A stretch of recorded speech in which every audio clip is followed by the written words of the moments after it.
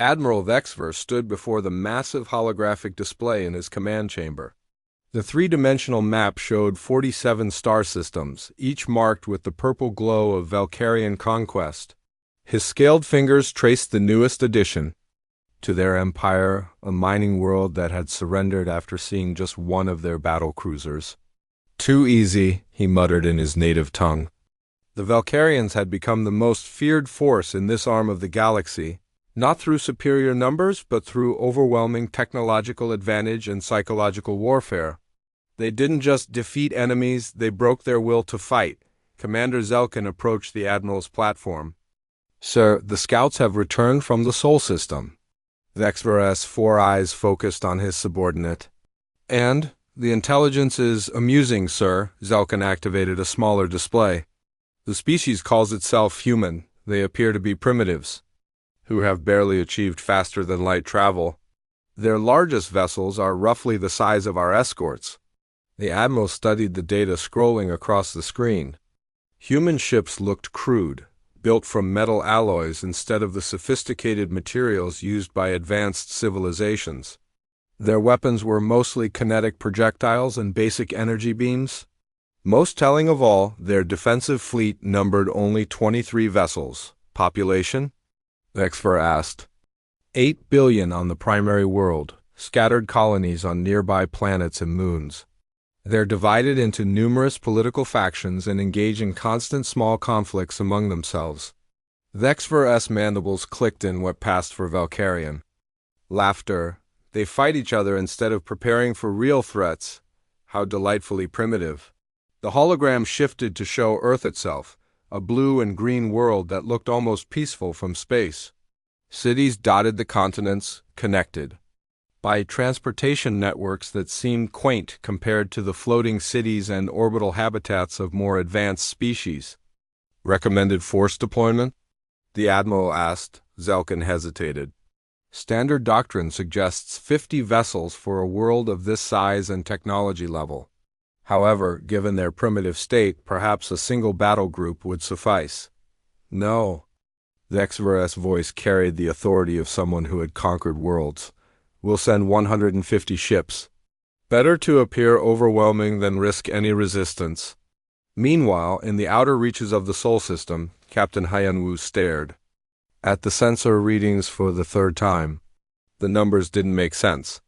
His destroyer, the Inchin, was patrolling the edge of human space when the long-range sensors picked up something impossible. "Guy Young, run the scan again," he said to his communications officer. Lieutenant Guy Young's fingers danced across her console. "Same reading, sir." Multiple contacts, approximately 150 objects moving in formation toward our system. Hyunwoo felt ice in his stomach. Humanity had always wondered if they were alone in the universe. The discovery of faster-than-light travel 50 years ago had revealed empty star systems and dead worlds, but no signs of intelligent life until now. Size estimates? "The largest contacts are ... Sir, they're huge. Some are showing up as nearly a kilometer long." The captain closed his eyes. Humanity's largest warship, the battlecruiser Sol, was only 400 meters long. Whatever was coming toward Earth had ships more than twice that size. "Send a priority message to Earth Defense Command," Hyunwoo ordered. "Unknown alien. Fleet approaching Sol system. Estimated arrival in 72 hours. On Luna Base, Commander Taemin received the message while reviewing routine patrol reports. He read it twice before the implications hit him. He immediately activated the emergency communication system that linked all human military installations. "This is Luna Base to all commands.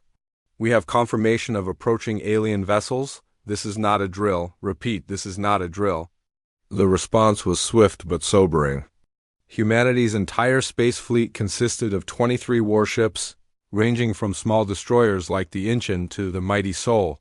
They had been built to patrol human space and deal with pirates or rogue asteroids, not fight a war against unknown aliens. Dr. Yunji was working late in her laboratory at the Sol Research Institute when her colleague burst through the door. "Yunji, you need to see the news." She looked up from her microscope, where she had been examining samples from a recent asteroid survey. "What's happening?" Aliens. They're real, and they're coming here. Yunji felt the world shift beneath her feet. As one of Earth's leading xenobiologists, she had spent her career studying the possibility of extraterrestrial life.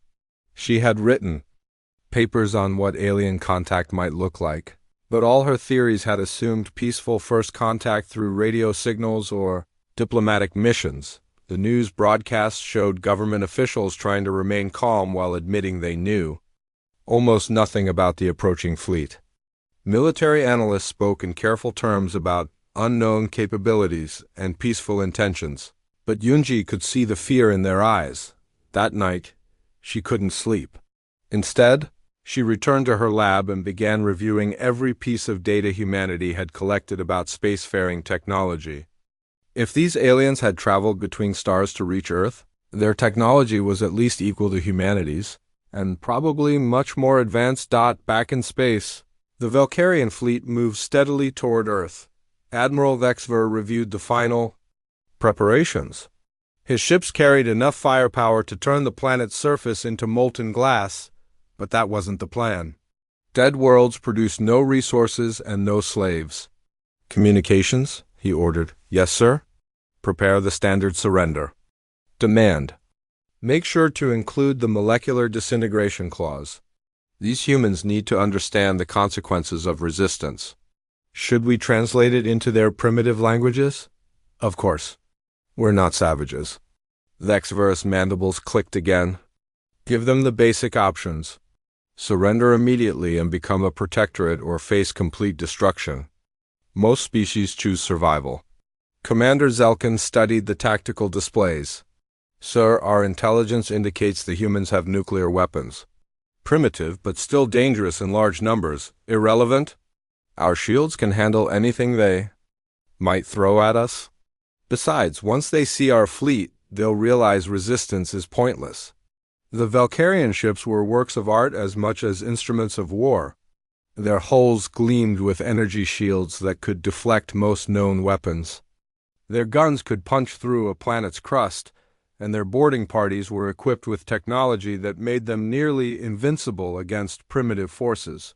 On Earth, emergency sessions were being held in every major capital.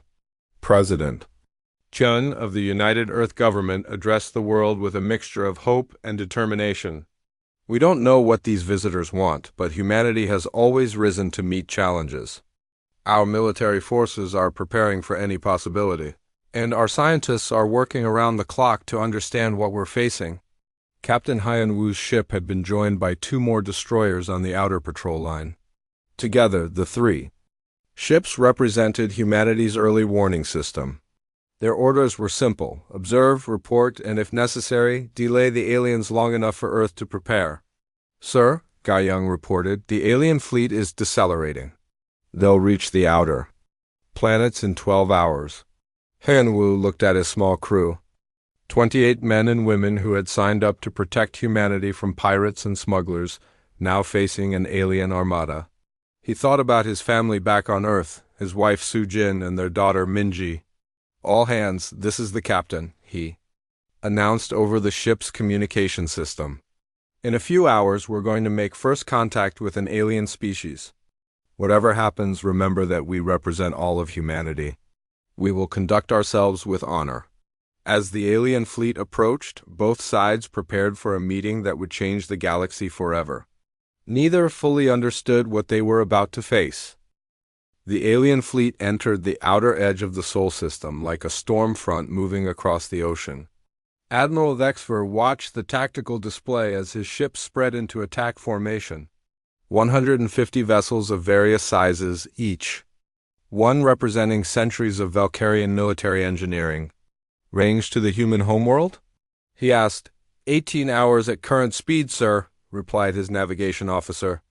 Excellent. Transmit the surrender demand now. I want them to have time to consider their options. The message that reached Earth was broadcast on every frequency humans used for communication. It had been translated into dozens of languages, though the mechanical voices that spoke the words carried no emotion. Attention primitive species of Sol 3, you are now within the territory of the Valkyrian Empire. Your military forces are insignificant compared to our fleet. You have 6 standard hours to surrender unconditionally. Failure to comply will result in the complete molecular disintegration of your civilization. This is your only warning. In the Earth Defense Command Center beneath Geneva, Commander Taemin studied the message alongside President Chun and General Park. The room was filled with the quiet hum of computers and the nervous energy of staff officers who knew they were facing humanity's greatest crisis. 6 hours, President Chun said quietly. What are our options? General Park looked grim. Military options are limited. Our entire fleet is outnumbered 7-1. And that's assuming our ships are equal to theirs, which intelligence suggests they're not. Diplomatic options? We could try to negotiate, but the message doesn't sound like they're interested in discussion, Taemin replied. They want complete surrender. President Chun turned to Dr. Yunji, who had been called in as an expert on potential alien contact scenarios. Doctor, what do you think we're dealing with?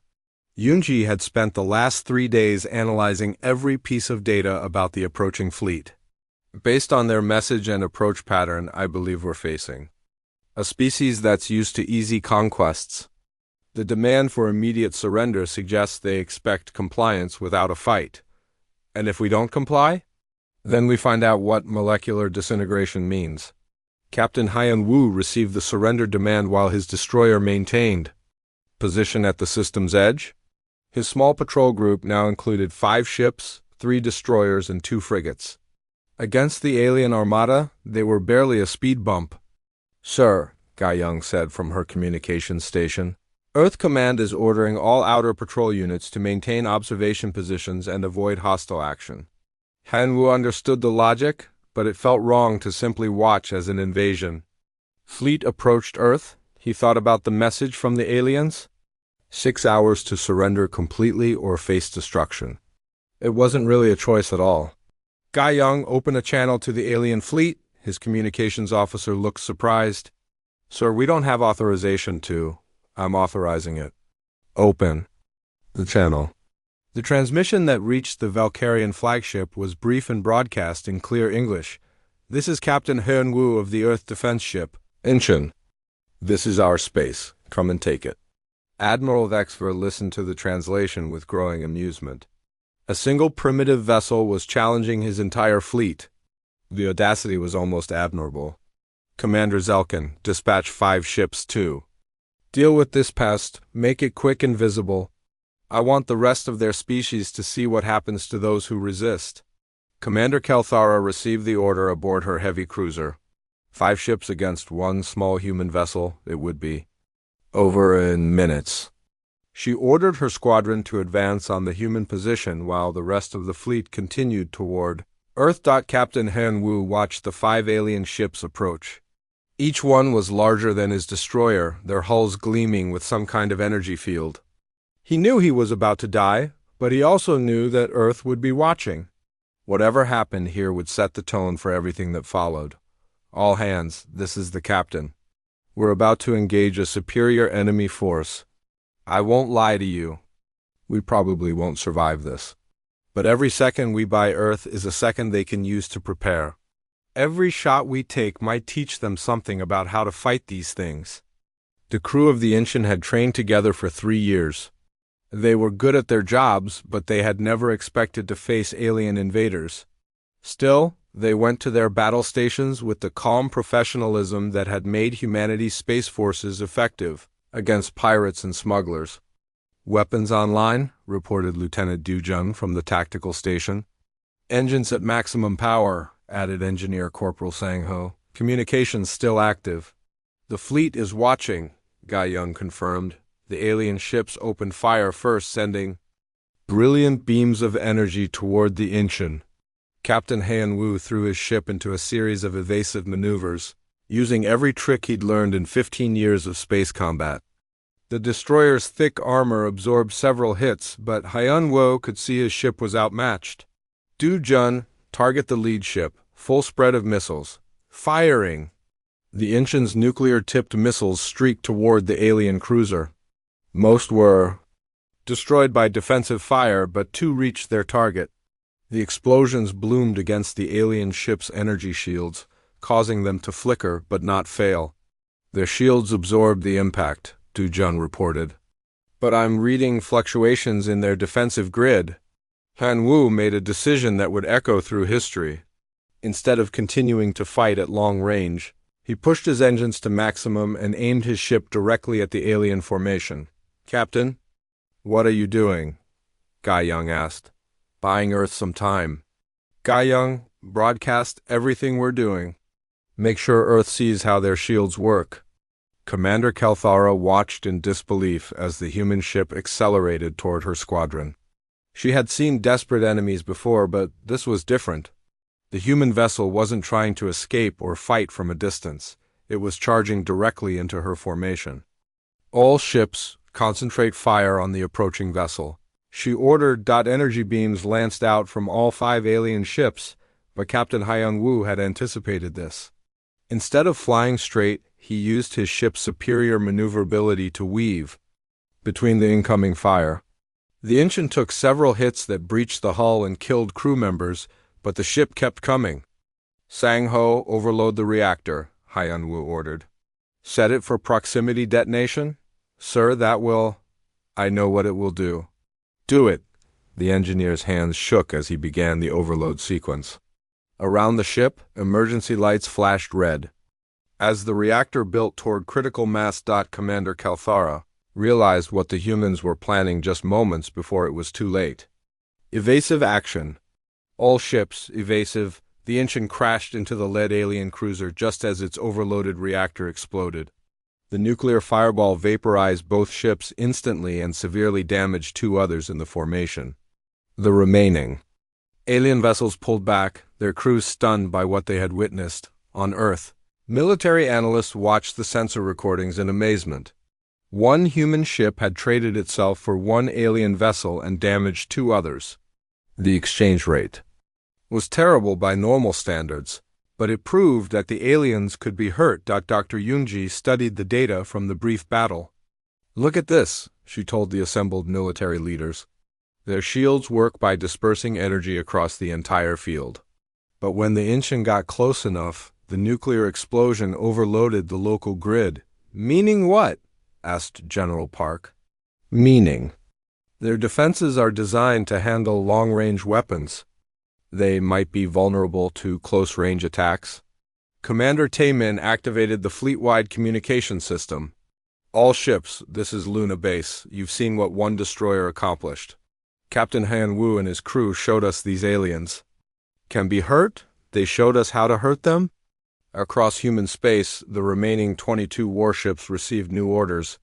They would not form a defensive line around Earth. Instead, they would attack in small groups, using speed and surprise to get close enough to make their weapons count. Admiral Vexver reviewed the battle reports with growing concern. Losing 1 ship to primitives was embarrassing. Having 2 more damaged was problematic. But the real issue was psychological. His crews were starting to see these humans as something other than helpless prey. "Send a message to the human homeworld," he ordered. "Tell them that the destruction of our ship was an act of war. Their time for surrender has expired. We will now proceed with planetary bombardment." The second message from the aliens was shorter and colder than the first. "Your time has expired. Prepare for destruction." But something had changed in the hours since the first message. Across Earth, civilian ships were being hastily retrofitted with weapons. Mining companies volunteered their massive cargo haulers. Passenger airlines offered their spacecraft for military use. Even luxury cruise ships in orbit were being equipped with missile launchers. Humanity had seen one of their own charge into an alien formation and take an enemy ship with him. They had seen that the aliens could bleed. Now they wanted to see how much. The Valkyrian fleet advanced toward Earth like a spear thrust, expecting to find the human forces arranged in a traditional defensive formation around their homeworld. Instead, Admiral Vexver found himself facing something unprecedented in his long military career. "Sir, the human ships are scattering," reported his tactical officer. "They're breaking into small groups and approaching from multiple vectors. Vexver studied the holographic display with growing confusion.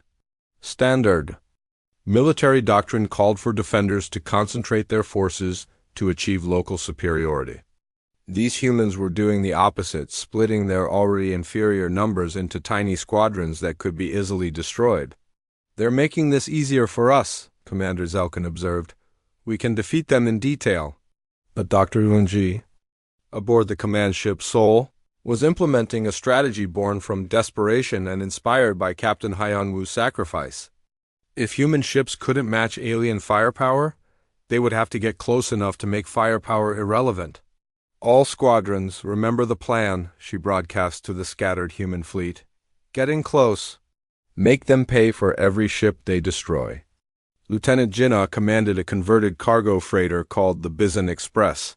3 days ago, it had been hauling mining equipment between Earth and the asteroid belt. Now it carried 8 nuclear missiles and a crew of volunteers who had never expected to fight aliens. Her squadron consisted of 13 vessels, a mix of freighters, passenger ships, and 2 actual military escorts. Against any reasonable opponent, they would have been slaughtered in minutes. Against the Valkyrians, they might last slightly longer. "Incoming transmission from alien vessel," reported her communications officer, a former cruise ship navigator named Kite. "Put it through." The mechanical voice that filled the bridge carried the same cold authority as the earlier surrendered demands. "Human vessels, you are approaching Valkyrian warships? Withdraw immediately or face destruction." Jinnah looked around her bridge at the faces of her crew. They were teachers, mechanics, asteroid miners, and retirees who had volunteered when the call went out for anyone with space experience. None of them were soldiers, but all of them had watched Captain Hyun-woo's final charge. "Broadcast response," Jinnah ordered. "This is the human vessel Bizan Express. We're coming for you." The alien battlecruiser Eternal Conquest was one of the pride ships of the Valkyrian fleet.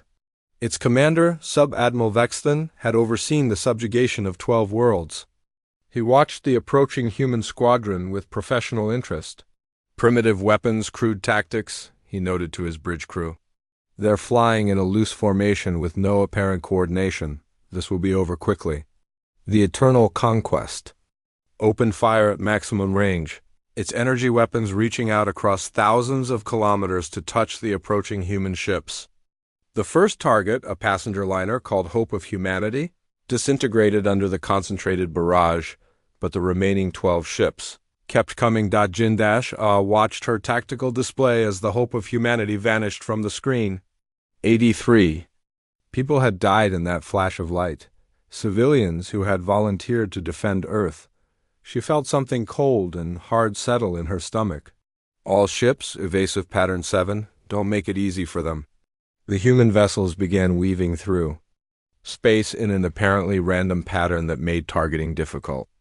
It was a technique developed for avoiding asteroid fields, but it worked almost as well against alien gunners who expected predictable military maneuvers. Sub-Admiral Vestan found himself increasingly frustrated as his gunners struggled to lock onto the darting human ships. "What kind of flight pattern is this? They're moving like insects." "Sir, they're continuing to close range," his tactical officer reported. "Current distance, 8,000 kilometers and decreasing." "Impossible. No ship would deliberately close to such range against a superior opponent." But the humans kept coming. The Valkyrians destroyed 3 more ships, a mining vessel, a freight hauler, and one of the military escorts. 9 ships remained, now close enough that their primitive weapons could penetrate Valkyrian shields. "Open fire," Jin commanded. The surviving human ships unleashed everything they had.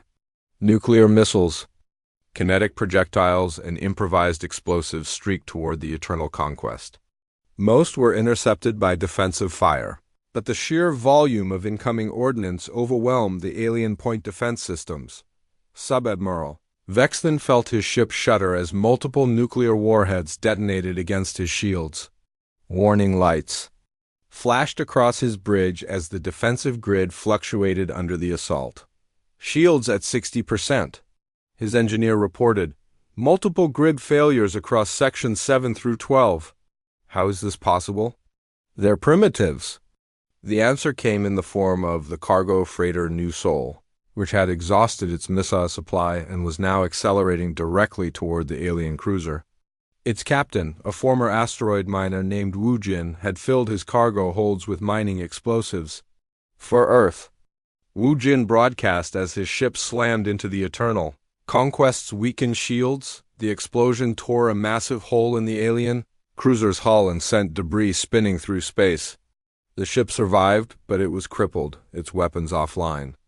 And its engines barely functional. Jinnah watched 5 more human ships die in the following minutes, but they took a Valkyrian destroyer with them and damaged 2 frigates.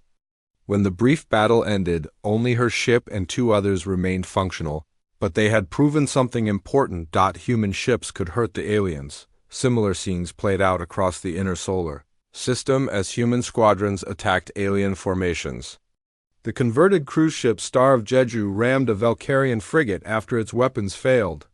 The cargo hauler Iron Mountain overloaded its fusion reactor in the middle of an enemy formation, destroying itself and 3 alien escort vessels.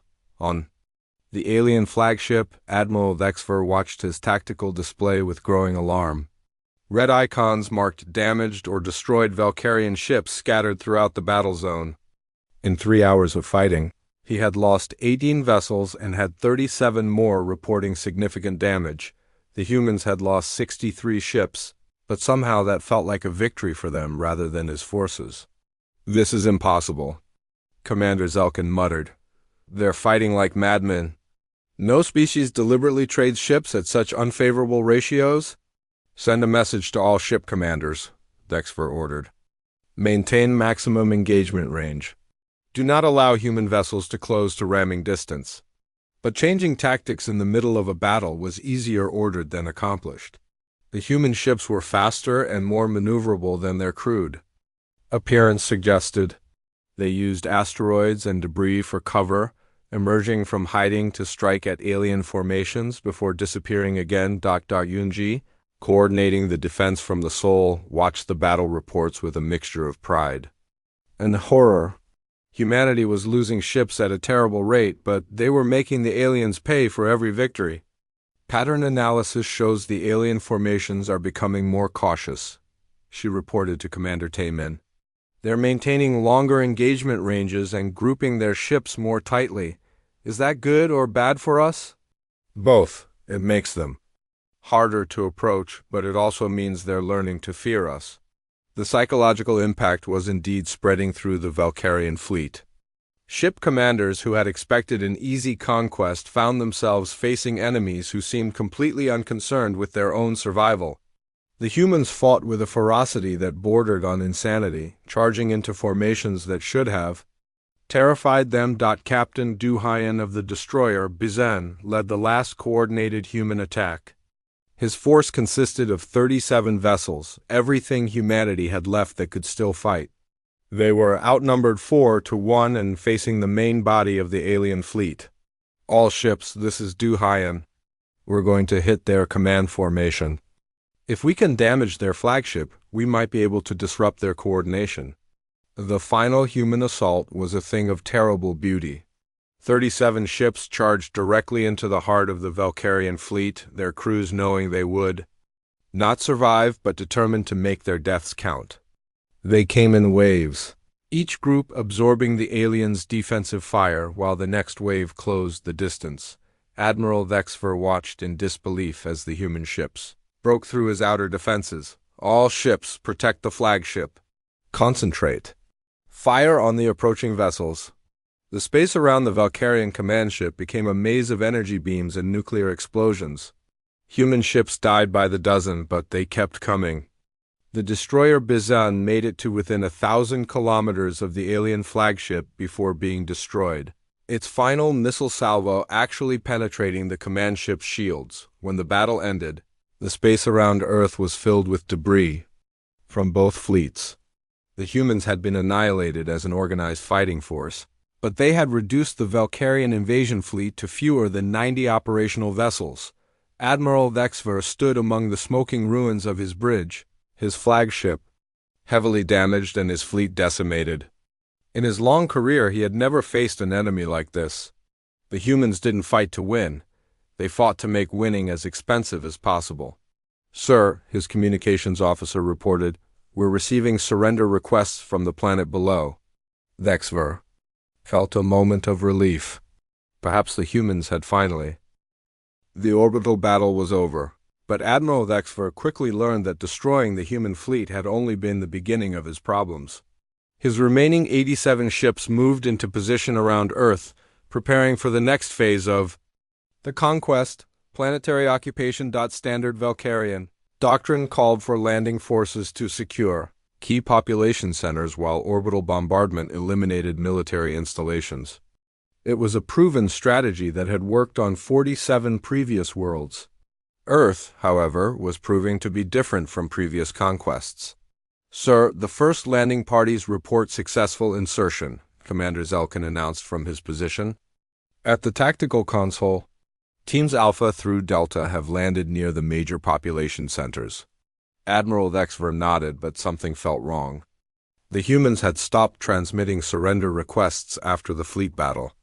Their communication networks had gone silent except for scattered civilian broadcasts. It was as if the entire planet was holding its breath. "Any resistance to the landing operations?" "Minimal, sir. Some scattered ground fire, but nothing our forces can't handle." That should have been reassuring, but Vexver had learned to distrust easy victories when dealing with humans. "Maintain orbital overwatch. I want constant communication with all ground teams." On the surface, Captain Sang-wook crouched in the ruins of what had been Seoul's financial district. The Valkyrian bombardment had reduced most of the city's skyscrapers to rubble, but the underground areas had survived. "That's where humanity was waiting," Sang-wook commanded. A mixed unit of military personnel and civilians who had refused evacuation. Orders. They were armed with whatever weapons they could salvage from military depots, plus some interesting additions they had acquired in the past few hours. "Movement 2 kilometers north," reported Sergeant Yuna through her communication. Headset. "Looks like a full Valkyrian patrol."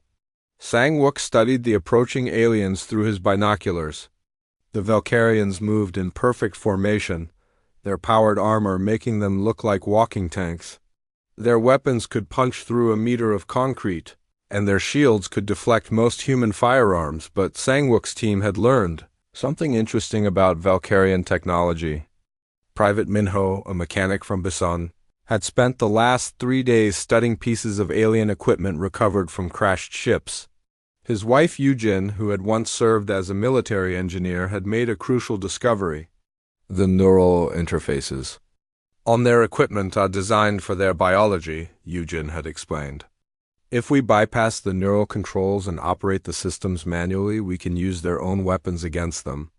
Now Sang-wook watched as Minho checked the modified Valkyrian plasma rifle he carried. The weapon was heavier and more awkward without its neural interface, but it packed enough firepower to punch through alien armor. "Remember, we're not trying to win a pitched battle," Sang-wook reminded his team. "Hit them hard, grab their equipment, and disappear. Let them chase ghosts through the ruins." The Valkyrian patrol entered the kill zone exactly as expected. Sub-Commander Kextal led 12 warriors through the rubble-strewn streets, scanning for signs of human resistance. Their mission was simple: secure the area and establish a forward command post. "Sector appears clear," he reported to his orbiting commander. "No signs of organized resistance." That was when the buildings around them erupted in weapons fire. Human soldiers and civilians opened fire from concealed positions throughout the ruins. Most of their bullets bounced harmlessly off Valkyrian armor, but scattered among the conventional weapons were captured alien plasma rifles that tore through shields and armor. Alike, Kextal's patrol found themselves caught in a crossfire between enemies they couldn't see clearly. The humans were using the rubble as cover, appearing just long enough to fire before disappearing again. "Contact! Human ambush in Grid 77, Kextal broadcast, requesting immediate support." But by the time Valkyrian reinforcements arrived, the human attackers had vanished, leaving behind 3 dead aliens and a pile of empty equipment cases. The attack had lasted less than 5 minutes, but it set a pattern that would plague the Valkyrian ground forces for weeks, across Earth, similar. Scenes played out as human resistance groups adapted to fighting a technologically superior enemy. They couldn't match Valkyrian firepower, but they understood something the aliens didn't. Guerrilla warfare was about more than just weapons. In Tokyo, a group of former military officers led by Colonel Hayone used the city's extensive subway system to move unseen beneath Valkyrian patrols. They would emerge to attack isolated units before disappearing back into the tunnels. In New York, civilian volunteers learned to build improvised explosives from common materials. Insurance salesman Jin Woo became an expert at placing charges that would collapse buildings on Valkyrian formations. In London, physicist Dr. So Young discovered that Valkyrian communications equipment was vulnerable to specific electromagnetic frequencies. Her team began jamming alien communications and feeding them false information. The psychological effect on the Valkyrian forces was immediate and devastating. These weren't the conquered populations they were used to dealing with. Every human civilian was a potential threat. Every building could hide an ambush. Every piece of debris might conceal an explosive device. So we're losing contact with ground teams across multiple sectors, reported the communications officer aboard the flagship. Team Gamma went silent 4 hours ago. Team Epsilon missed their last 3 check-ins. Admiral Exver felt ice in his stomach. Missing how? Equipment. Failure? Communications jamming? Unknown, sir. Their locator beacons simply stopped transmitting. What the Admiral didn't know was that those missing teams had walked into carefully planned traps. Captain Sangwook's group had become experts at luring Valkyrian patrols into prepared killing zones. They would use captured alien communication equipment to broadcast false distress signals, then wait in concealment as the responding units walked into ambush. Minho had become particularly skilled at operating captured Valkyrian technology. He discovered that alien exosuits could be worn by humans if you disabled the neural interface and operated them manually. The suits were clumsy without their computer assistance, but they provided protection against alien weapons. It's like wearing a tank, he told his wife Yujin as he tested the modified armor. Heavy and awkward, but nothing their weapons can penetrate.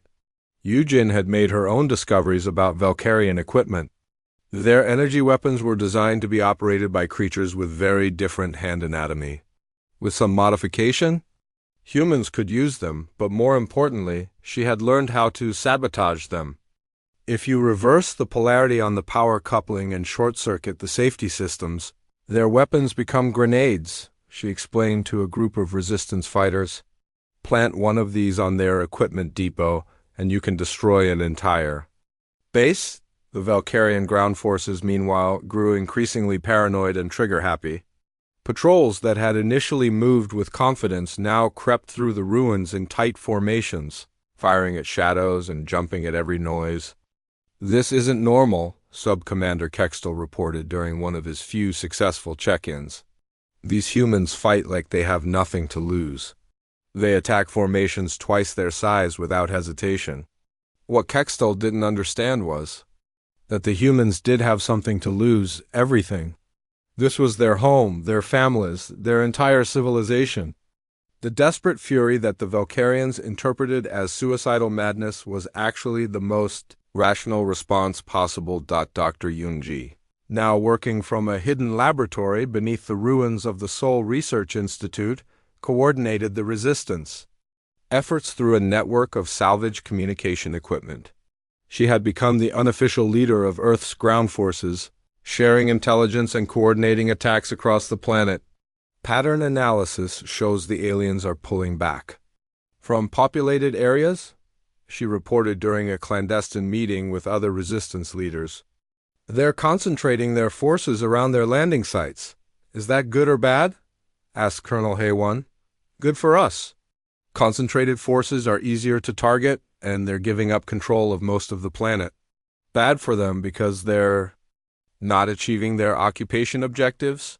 The truth was that the Valkyrian ground invasion was failing completely.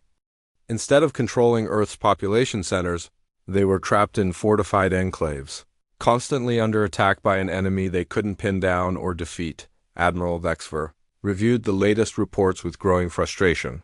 His ground forces had landed with the equipment and training to conquer a planet.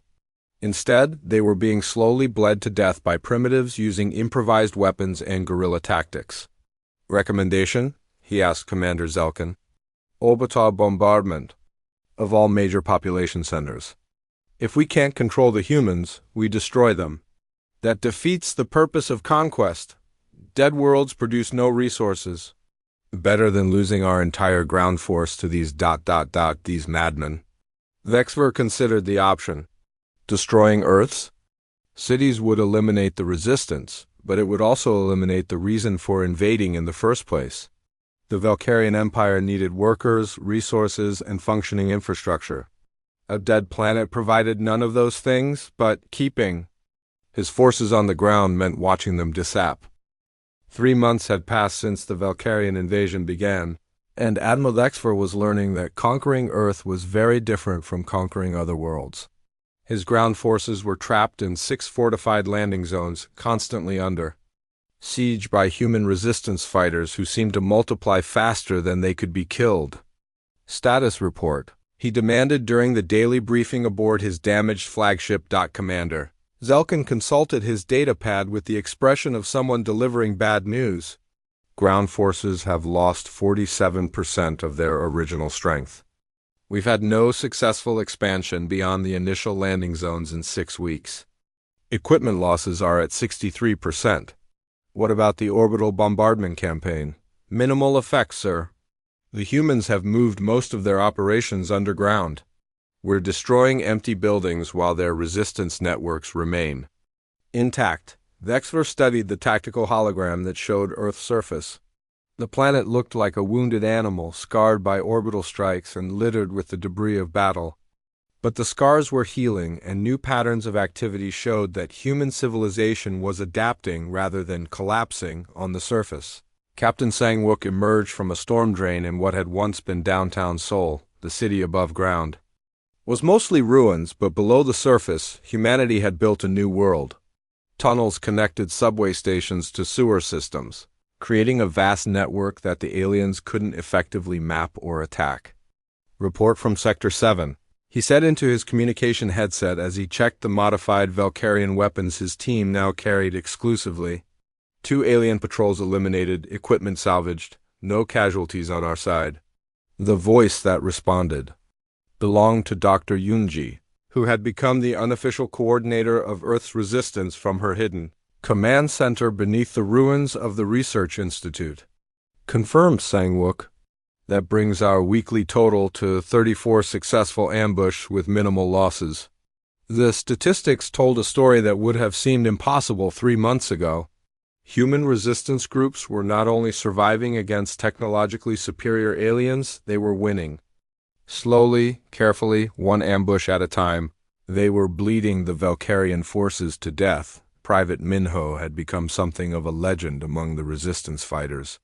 The former mechanic could now field strip and repair any piece of Valkyrian equipment faster than most aliens could operate it. His wife Yujin had established workshops throughout the tunnel network where captured alien technology was modified for human use. The new plasma rifles are ready, Yujin reported to Sang-wook's team as they gathered in one of the underground workshops. I've simplified the controls and added manual targeting systems. They're not as efficient as the originals, but a human can use them effectively. Minho held up a modified Valkyrian energy weapon. Plus, we figured out how to overload their power cells. Plant one of these near an alien position and trigger the overload remotely. It's like having a grenade that can punch through their armor. The psychological warfare was having an even greater effect than the physical attacks. Valkyrian ground forces lived in constant fear, never knowing when the next attack would come or from which direction. They had been trained to fight other professional militaries, not an entire population that had turned guerrilla fighter. Sub-Commander Kextel hadn't slept properly in weeks. His forward base, established in what had been a human government building, was under constant harassment. The humans would attack at all hours. using weapons that ranged from captured alien technology to improvised explosives made from common household materials. "Sir, perimeter sensors detected movement in sectors 3 and 7, reported one of his remaining soldiers. "How many?" "Unknown. The humans move in small groups and use the underground tunnels. By the time we respond to one contact, they've already disappeared." Kextel looked at his tactical display. Red markers showed the locations of attacks over the past week. They formed a pattern that was slowly tightening around his base like a noose. The humans weren't trying to overrun his position, they were strangling it. "Request orbital support for sectors 3 and 7. "Sir, Orbital Command reports they're conserving ammunition. They've already expended 60% of their bombardment ordnance with minimal effect on resistance activity." That was the crux of the problem. The Valkyrians had come prepared to fight a conventional war against a conventional enemy. They had brought enough supplies for a quick conquest followed by a brief occupation period. Instead, they found themselves in a grinding war of attrition against an enemy that seemed to have unlimited patience and creativity. Dr. Yunji studied intelligence reports in her underground command center. The resistance had captured enough Valkyrian communication equipment to monitor alien military transmissions, and the picture they painted was encouraging. "Their supply situation is deteriorating," she reported to the resistance cell leaders during one of their encrypted conference calls. "They're rationing ammunition and have stopped replacing damaged equipment. More importantly, their morale is breaking." The evidence was everywhere. Valkyrian patrols had become increasingly erratic and prone to panic. They fired at shadows and abandoned positions at the first sign of human activity. Some units had stopped leaving their bases entirely, forcing their commanders to rely on orbital surveillance that couldn't penetrate the underground tunnel networks. Colonel Haewon, operating from the Tokyo tunnel system, had developed particularly effective tactics for psychological warfare. His teams would leave modified Valkyrian equipment in locations where alien patrols would find it. When the aliens tried to use their own technology, it would explode or malfunction in ways designed to maximize fear and confusion. "Yesterday we left a plasma rifle that would work normally for exactly 10 shots before overloading," he reported with satisfaction. "The alien patrol that found it used it to shoot at shadows for 9 shots. Then it exploded when they tried to use it against one of our decoy positions. The cumulative effect was devastating to Valkyrian morale. They couldn't trust their own equipment, couldn't predict where attacks would come from, and couldn't achieve any of their strategic objectives. Worst of all, they were starting to realize that the humans were learning faster than they were adapting." Civilian Jinwoo, the former insurance salesman who had become an expert in improvised explosives, had developed a new technique that was spreading throughout the resistance network. His team would identify alien supply routes and plant devices that looked like harmless debris but were actually sophisticated booby traps. "The key is patience," he explained to a group of new recruits in the London Underground. "Let them get comfortable with a route, let them think it's safe. Then trigger the trap when they're carrying their most important supplies." The strategy was working. Valkyrian supply convoys had become so paranoid about ambush that they often turned back at the first sign of anything unusual. This created a logistical nightmare for alien commanders who were already struggling to maintain their positions. Admiral Lexver reviewed the weekly casualty reports with growing despair. His ground forces were down to less than half their original strength, and the rate of attrition was accelerating rather than decreasing. Every week brought new reports of missing patrols, destroyed equipment, and failed missions. "Sir," Commander Zelkin said carefully, "perhaps it's time to consider alternative strategies." "Such as?" "We could withdraw our ground forces and proceed with complete orbital sterilization of the planet. It would eliminate the resistance problem permanently." Vexver considered the suggestion. It would certainly solve his immediate problems, but it would also represent a complete failure of the mission. The Valkyrian Empire didn't waste resources destroying potentially valuable worlds. They conquered and absorbed them. "Casualty projections from maintaining current operations?" At present rates, we'll lose all remaining ground forces within 2 months. Our orbital fleet has sufficient firepower to continue bombardment operations for approximately 4 more months before requiring resupply. The mathematics were brutal. Every day the Valkyrians remained on Earth cost them personnel and equipment they couldn't easily replace. Every day the humans seemed to grow stronger, better organized, and more effective at using captured alien technology. But Admiral Lexver had one more option he hadn't tried yet. Instead of trying to control the entire planet, he could concentrate his remaining forces on a single objective, capturing or killing the human leadership. New orders for all ground commanders, he announced. Locate and eliminate the resistance leadership. Priority targets include anyone coordinating multi-sector operations or anyone with technical expertise in our equipment. It was a sound strategy in theory. Cut off the head and the body would die. Unfortunately for the Admiral, he was still thinking like a conventional military officer facing a conventional enemy. The humans weren't following conventional rules. They didn't have a traditional command structure that could be decapitated. Instead, they had evolved into something new, a distributed network of autonomous cells that could operate independently while sharing information and resources. Dr. Yunji had deliberately designed the resistance structure to be resilient against exactly this kind of attack. No single person is irreplaceable, she had. 6 months after the invasion began, the Valkyrian Empire was facing something unprecedented in their long history of conquest, complete failure. Admiral Lexver stood in his command center staring at reports that should have been impossible. "Sir, we've lost contact with forward base Delta," reported his communications officer. "That's the third base to go silent this week. Enemy action?" "Unknown, sir." The base simply stopped responding to communication attempts. Orbital surveillance shows signs of damage, but no indication of what caused it. Lexver closed his eyes in frustration. His ground forces were down to 37% of their original strength, scattered across only 3 remaining bases.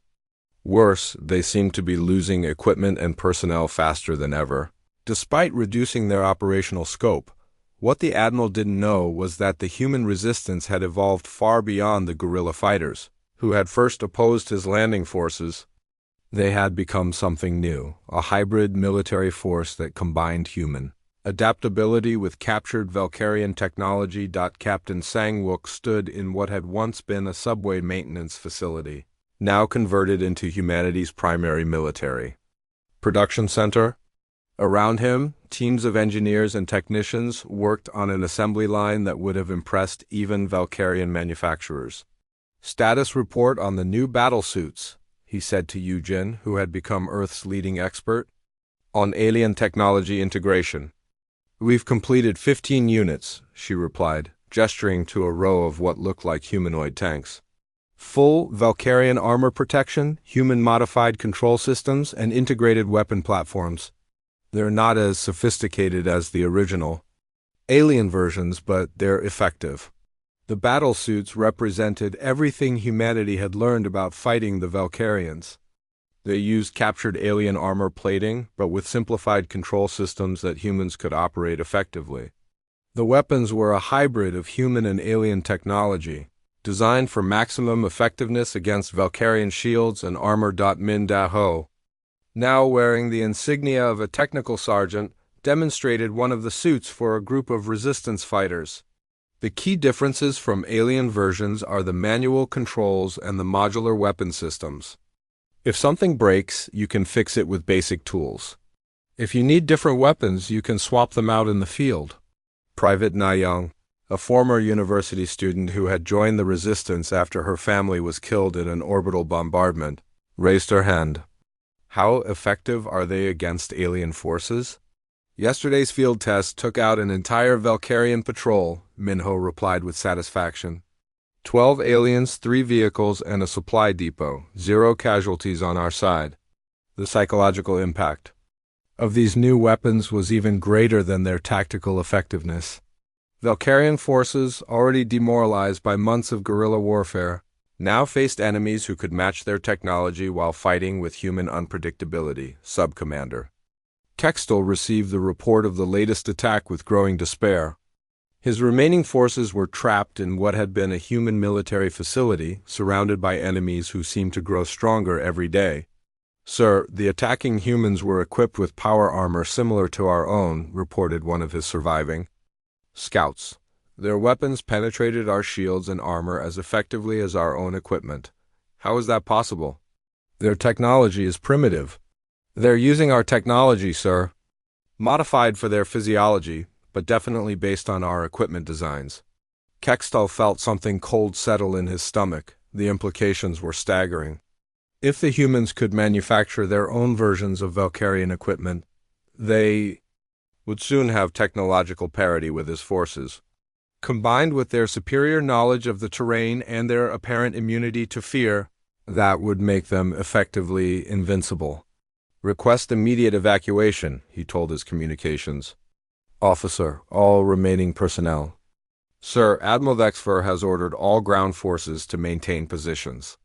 Then the Admiral can come down here and maintain positions himself. My forces are combat ineffective and will be completely eliminated within the week if we remain. Doctor.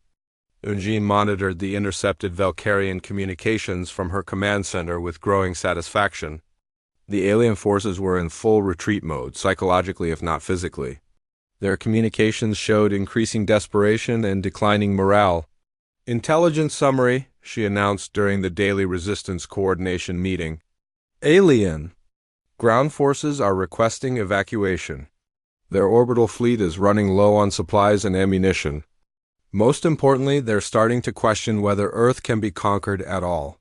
Colonel Haywon, joining the meeting via encrypted communication from Tokyo, had additional good news. My technical teams have successfully reverse-engineered their ship-to-ship weapons. We're installing them on the hulks of destroyed human vessels. It's not a fleet yet, but it's a start. The Resistance had indeed begun building their own spacecraft using lessons learned from captured Valkyrian technology. The ships were crude compared to purpose-built alien vessels. But they had one crucial advantage. They were designed and crewed by humans, who understood that every battle might require sacrificing everything to achieve victory. Commander Taemin, operating from a hidden facility on Luna, coordinated the space-based resistance efforts. We've completed 3 modified vessels and have 7 more under construction. They're not pretty, but they can hurt Valkyrian ships. The first test of humanity's new space capability came when a Valkyrian supply convoy attempted to resupply one of the remaining ground bases. 3 human ships, cobbled together from salvaged hulls and captured alien technology, intercepted the convoy in Earth's upper atmosphere. The Battle of the Moon was brief but decisive. The human ships, crewed by volunteers who had learned space combat by studying alien tactics, attacked with the same desperate courage that had characterized the defense of Earth from the beginning. 2 human ships were destroyed, but they took the entire Valkyrian convoy with them. Admiral Vexfer watched the battle reports with growing horror. The humans weren't just resisting anymore, they were counterattacking. Worse, they were doing it with technology they had learned to use by fighting his forces. Casualty report? He asked quietly, convoy completely destroyed. Estimated human losses, 2 vessels, approximately 60 personnel. Our losses, 4 ships, 300 personnel, and all the supplies intended for the ground forces. The mathematics were clear. The humans were achieving favorable exchange ratios while fighting with equipment they had captured or reverse-engineered from his own forces. Every Valkyrian defeat made the humans stronger while making his own forces weaker. Sir, Commander Zelkin said carefully, perhaps it's time to consider withdrawal. Withdrawal? Vexver had never retreated from a conquest in his entire career. The Valkyrian Empire didn't retreat. They conquered or they died trying. Sir, we've lost 70% of our ground forces and 40% of our fleet. The humans are now equipped with weapons capable of threatening our ships. Continuing this operation will likely result in the complete loss of our expeditionary force.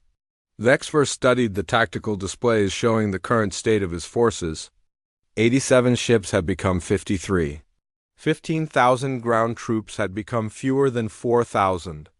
His ammunition reserves were nearly exhausted, and his supply lines were under constant attack by human forces using his own technology against him. For the first time in his long military career, Admiral Vexver was facing the possibility of total defeat. On Earth, the Resistance celebrated their first major space victory, but Dr. Yunji cautioned against overconfidence. We've hurt them, but they're still dangerous.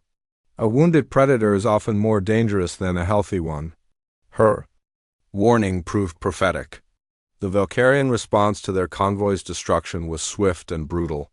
The remaining orbital ships began a systematic bombardment of every human population center they could identify, attempting to break resistance morale through sheer destruction, but the humans had learned to live underground, and their leadership was distributed across the globe. The bombardment destroyed empty buildings and rubble, while the resistance networks remained intact in their tunnel complexes.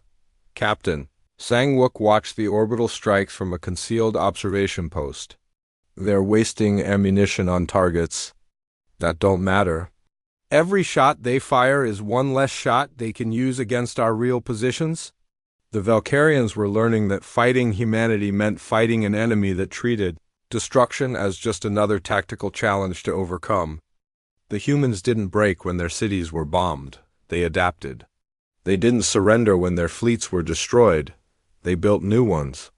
They didn't despair when faced with superior technology. They captured it and made it their own. As the bombardment continued, human engineers worked frantically to complete more spacecraft in hidden construction facilities. Each new ship was better than the last, incorporating lessons learned from previous battles and improvements developed from studying captured Valkyrian technology. The aliens had come to Earth expecting to fight primitives. Instead, they found themselves in a technological arms race with an enemy that learned faster than they could adapt.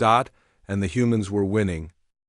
9 months after the first Valkyrian ships entered the Sol system, Admiral Vexver faced a situation that no Valkyrian commander had ever encountered: the complete collapse of a conquest operation. His fleet was down to 41 functional vessels. His ground forces had been reduced to isolated pockets of demoralized survivors. And worst of all, the humans were now launching offensive operations against his ships. "Sir," urgent communication from the Valkyrian High Command announced his communications officer. Vexver felt his scales prickle with apprehension. Communications from home meant either reinforcements or very bad news. Given the current situation, he suspected it wasn't reinforcements. "Put it through." The holographic image of Supreme Commander Vex Thalen materialized above the communication platform. The Supreme Commander's expression was as cold as the void between stars. "Admiral Vexver explained to me how a primitive species with fewer than 30 warships has reduced your expeditionary force to its current state." Vexver straightened to attention, knowing his career was likely over regardless of how he answered. "Supreme Commander, the humans have proven to be unlike any enemy we have previously encountered. They demonstrate a complete disregard for conventional military doctrine and seem immune to normal psychological warfare." Immune to psychological warfare? The Supreme Commander's mandibles clicked with skepticism. "You commanded 150 vessels against their insignificant fleet. How could you fail to break their morale?" "Sir, they don't appear to have morale in the traditional sense. When faced with impossible odds, they attack. When their ships are destroyed, they build new ones. When their cities are bombed, they move underground and continue fighting. They treat defeat as a learning opportunity rather than a reason to surrender." The Supreme Commander was silent for a long moment. "The High Command has voted. Earth is to be classified as a Category 9 death world and permanently quarantined. You are ordered to withdraw your remaining forces immediately." The words hit Vexver like a physical blow. Category 9 was reserved for worlds where the local fauna was so dangerous that contact was prohibited. It had never been applied to a sentient species, certainly not one that had achieved spaceflight. "Sir, with respect, these humans are not some kind of predatory animals. They're an intelligent species that has learned to use our own technology against us. Admiral, a species that can reduce a Valkyrian conquest fleet to 41 ships in 9 months, is exactly the kind of predatory animal that deserves Category 9 classification. Withdraw immediately. That is a direct order. The communication ended, leaving Dexver alone with the knowledge that he had just received the first retreat order in Valkyrian military history on Earth. Dr. Yunji intercepted the Valkyrian transmission through the captured communication equipment her teams had been monitoring. The implications were staggering. "Emergency meeting, all cell leaders," she broadcast on the resistance frequencies. "The aliens are planning to withdraw." Within hours, resistance leaders from around the globe gathered in the main command bunker. Beneath Seoul, the mood was a mixture of celebration and disbelief. "Are we sure about this?" asked Colonel Haewon via encrypted link from Tokyo. "Multiple intercepts confirm it," Dr. Yunji replied. "They're calling Earth a death world and planning immediate evacuation of all forces." Captain Sang-wook studied the tactical displays showing current alien positions. "If they're withdrawing, this is our chance to make sure they don't come back. Ever." The resistance had been planning for this possibility. Human engineers had been working frantically to complete their improvised fleet, and they now had 17 functional spacecraft, crewed vessels built from salvaged human hulls and captured. Valkyrian technology. Commander Taemin coordinated the space forces from his hidden base on Luna. "All ships report ready for combat operations. We have enough firepower to hurt them, but probably not enough to destroy their entire fleet." "We don't need to destroy them all," Captain Sang-wook pointed out. "We just need to make leaving as expensive as possible. Make sure they remember why they never want to come back." The plan that emerged was typically human in its audacity and complete disregard for reasonable odds.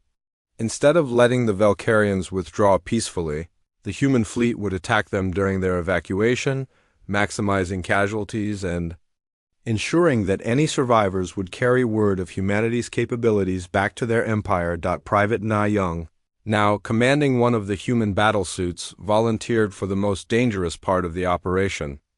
"Ground teams will assault their remaining bases during the evacuation. We'll make sure no alien leaves Earth alive." The final battle for Earth began as the Valkyrian fleet prepared to depart. Admiral Dexver had consolidated his remaining ground forces into 2 evacuation sites, planning a systematic withdrawal that would preserve as many of his troops as possible. He hadn't counted on the humans, treating evacuation as an opportunity for attack. The first indication of human intentions came when Commander Taemin's improvised fleet emerged from concealment around Luna, 17 vessels of various sizes, all broadcasting the same message.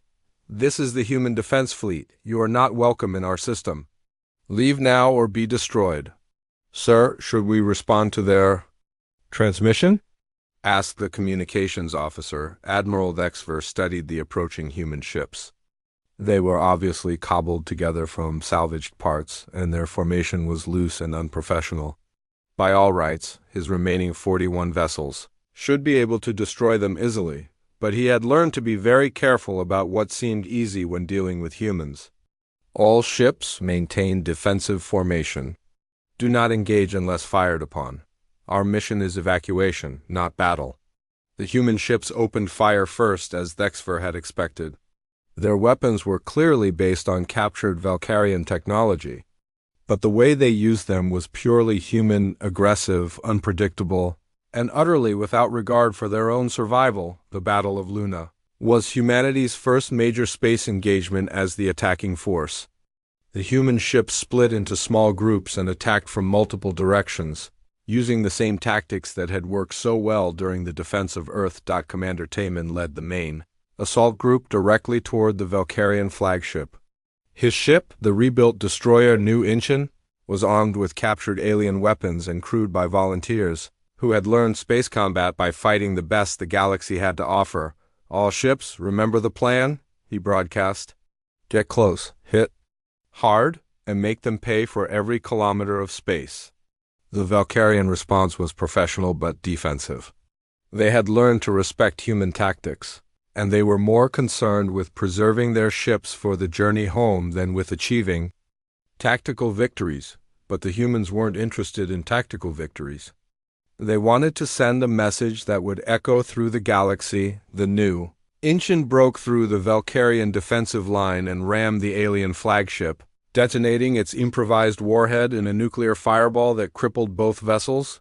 Similar sacrificial attacks occurred throughout the battle zone as human ships traded themselves for Valkyrian vessels on the surface. Captain Sangwook led the assault on the remaining Valkyrian ground bases. His forces, now equipped with full alien technology and battlesuits, attacked with the precision of professional soldiers and the fury of people defending their home. Sub-Commander Kextal watched in horror as human forces swarmed his evacuation site. The attacking humans moved like machines, their captured alien armor making them nearly invincible against his depleted forces. "All units fall back to the evacuation shuttles," he ordered. "Emergency departure protocols." But the humans had anticipated this. They had studied Valkyrian evacuation procedures through months of captured communications, and they were ready. Private Na Young's battlesuit team had infiltrated the shuttle bay and planted charges throughout the facility. As Valkyrian forces retreated toward their escape craft, the explosions turned the evacuation site into a death trap. The few Valkyrian shuttles that managed to launch found themselves under attack by human fighters who followed them into orbit, pursuing the fleeing aliens all the way to their parent ships. When the battle ended, Admiral Vexfer found himself in command of only 17 functional vessels. The rest of his fleet was destroyed, damaged beyond repair, or captured by human forces. His ground troops were completely eliminated. Not a single Valkyrian soldier had successfully evacuated from Earth's surface. "Casualties?" he asked quietly. "Approximately 80% of our expeditionary force," Commander Zelkin replied. "We estimate fewer than 3,000 personnel survived out of the original 15,000. The numbers were devastating. The Valkyrian Empire had sent 150 ships and 15,000 soldiers to conquer a primitive world. 17 ships and 3,000 traumatized. Survivors were all that remained. As the battered Valkyrian fleet prepared to jump to hyperspace, Commander Taman broadcast one final message from his crippled flagship. "Tell your empire what happened. Here. Tell them what it costs to attack humanity. And tell them never to come back." Admiral Vexfer listened to the transmission with a mixture of defeat and grudging respect. The humans had done more than just resist conquest. They had turned the invasion into a lesson that would be. 5 years after the Battle of Luna, the galaxy had learned to speak humanity's name in whispers. The 17 surviving Valkyrian ships had returned to their empire carrying tales that seemed impossible, a primitive species that had not only resisted conquest but had turned the invasion into a massacre. Admiral Vexler stood before the Valkyrian High Command, his once proud uniform now bearing the marks of disgrace. The report he delivered would become legendary throughout the galaxy, copied and studied by every intelligence service and military academy in known space. "The species calls itself human," he began, his voice steady despite the shame of defeat. "They are unlike any adversary we have ever encountered. They do not fight to achieve military objectives. They fight to make conquest so expensive that no rational enemy would attempt it." Supreme Commander Vextalin leaned forward in his command throne. "Explain their capabilities." Technologically, they were inferior when we arrived. By the time we withdrew, they had achieved rough parity through captured equipment and rapid adaptation. Their learning curve is unprecedented. They can reverse engineer and improve upon technology within months of first encountering it. Their military doctrine? They have no military doctrine in the traditional sense. Every engagement is treated as a learning opportunity. They sacrifice units freely to gather intelligence, then apply those lessons in future battles. Most disturbing of all, they seem to view defeat as temporary and victory as inevitable, regardless of the odds. The Supreme Commander was silent. For a long moment. "Recommendation? Complete avoidance. Earth should be classified as a prohibited zone, and any contact with human forces should be avoided at all costs." In my professional opinion, humanity represents an existential threat to any species that attempts to subjugate them. The report was classified at the highest levels, but information has a way of spreading through the galaxy. Within a year, rumors of the human war had reached every major species. Within 3 years, the stories had grown into legends. On Earth, Dr. Yunji had become the de facto leader of humanity's new space program.